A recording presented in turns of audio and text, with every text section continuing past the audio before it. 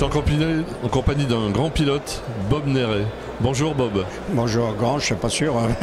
Comment allez-vous? Je vais bien, j'arrive du Monte-Carlo. Ça fait plaisir de vous retrouver. Donc vous avez participé au Monte-Carlo classique. Monte-Carlo historique avec une Citroën, une SM. Ouais. Et d'ailleurs, beaucoup de gens ne savaient pas que c'était une Citroën. C'était magnifique, c'est une voiture magnifique. Et cette année, pour cette édition, il y a eu de la neige au Monte-Carlo. Il y a eu beaucoup de neige et c'était fait pour les Citroën, quoi. Mais malheureusement, j'avais pas celle-là. J'aurais bien aimé celle-là.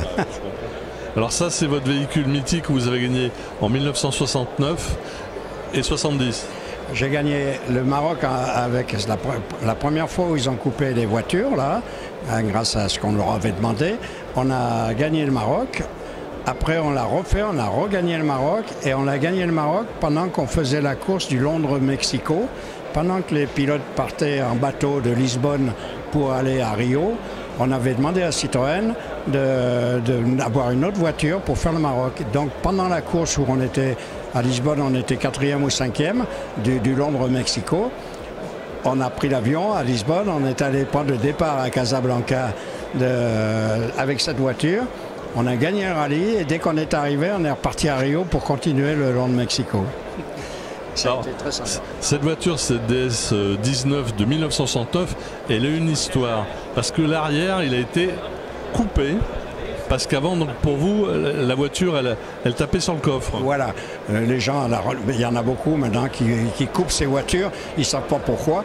Ben, c'était plutôt moins bien pour de la raccourcir. Mais nous, à l'époque, on ne décollait pas comme les lobes, comme maintenant, mais on décollait quand même. Et la voiture retombait tout le temps sur la balle. Comme on n'avait pas d'arceau, pas de baquet, pas de casse, pas rien. La voiture se pliait petit à petit et elle était inconduisible. Et donc, comme Citroën à l'époque faisait beaucoup de films à l'arrivée des rallyes, avec mon ami Terra Morsi, on s'est dit si on coupe la malle, on ne tombera plus dessus. Et après, on a tout gagné avec parce qu'on passait les oueds et les bosses beaucoup plus vite. Il faut rappeler donc à l'époque, il n'y avait pas de casque pour les pilotes ni le copilote. Il n'y avait pas de ceinture de sécurité.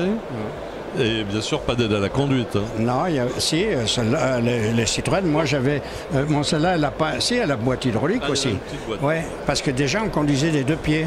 Oui. Et toujours un pied sur le frein, un pied sur ce qui était très intelligent. Et moi, j'aimais beaucoup cette boîte qui était presque automatique. Et on conduisait des deux pieds. Mais comme elles étaient un tout petit peu décalées et qu'on n'avait pas de ceinture, on s'accrochait avec des ficelles. Et parce qu'on n'avait pas de baquet non plus, pour pas être trop. Ouais, c'était une belle époque. Et le roadbook, c'était à la main? C'était tout à la main, ouais, bien sûr. Ouais. Mais on se trompait moins parce que là, à Monte-Carlo, maintenant, ils ont des ordinateurs. Moi, et il y a des erreurs, ça plante. Oui, et puis moi, je sais à peine me servir de portable. Alors qu'avec le papier, feuille par feuille, le copilote... Pas de problème, il n'y a pas de problème. Ah bah Bob, ça me fait plaisir de vous retrouver en tout cas.